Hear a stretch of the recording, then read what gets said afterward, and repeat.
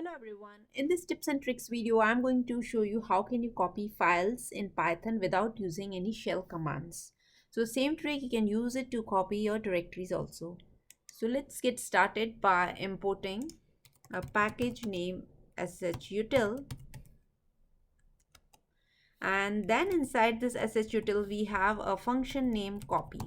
So it takes two parameters, source and the destination. So source, I am taking the same directory with having a file data.csv, and as the destination directory I am giving a path of a folder sample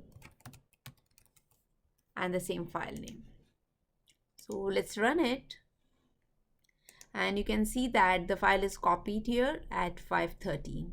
So if you are using the copy function, it is not retaining any metadata. It means your access time, creation time, access permissions, all the permissions which are associated with this file are not retained. So if you want to retain those metadata, then you need to call another function which is copy2. So if you are doing with copy2, you will have data as well as metadata associated with that file. So I hope you enjoyed the short video, and thanks for watching.